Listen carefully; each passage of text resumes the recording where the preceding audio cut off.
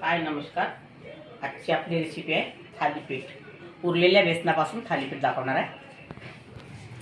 हे बघा, आता एवढं माझ्या घरी कालचं बेसन उरलेलं होतं। तोंडाला बरं नाही वाटत, काल मी बेसन बनवलेलं, त्यातून एवढं बेसन उरलेलं आहे। आता इथे मी एका वाटीने, मोठ्या वाटीने कणिक घेतलेली आहे गव्हाची। ही ज्वारीचं पीठ आहे अर्धा वाटी, आणि हे बेसन आहे अर्धा वाटी। हे बेसनसुद्धा मी यामध्येच टाकून देणार आहे। इथे 4 ते 5 कढीपत्त्याचे पानं, 2-3 मिरच्या आणि 7 ते 8 लसूण कळ्या मी बारीक करून घेतलेल्या आहे। सांबार,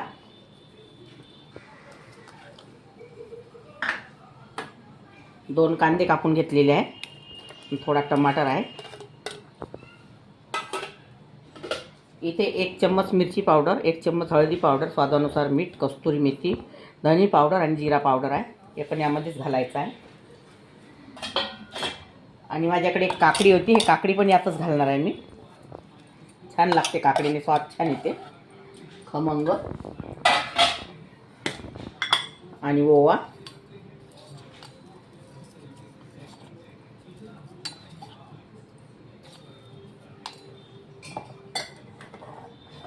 तर याला छान मी भिजवून घेणार आहे। पहिले आता छान मिक्स करून घेते। आणि एवढं दही सुद्धा टाकणार आहे। स्वाद छानच येते थालीपीठाला दह्याने। आता जेवढं पाणी लागते त्या पाण्याने भिजून घेणार आहे, कारण बेसन असल्यामुळे पहिले त्या बेसनात मिळून घ्यायला लागले पीठ आपल्याला।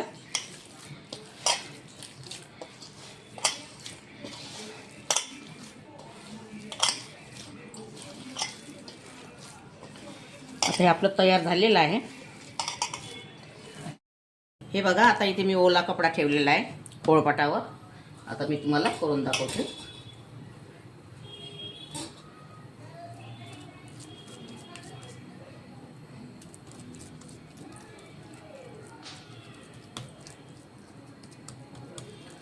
असे छान ओल्या कपड्यावर थापून घ्यायचे, ज्या पद्धतीचे लागते तसे, पातळ जाड।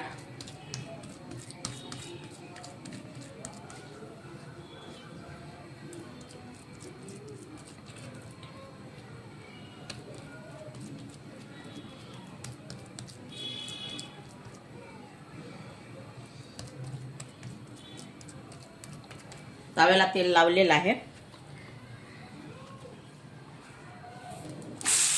असा टाकून घ्यायचा।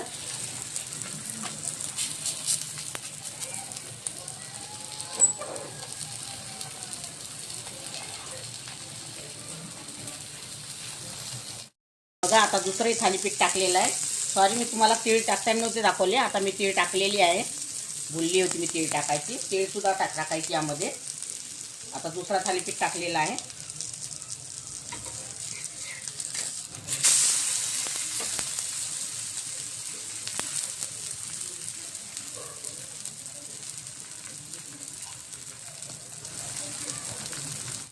हे आता आपले थालीपीठ तयार झालेले आहे।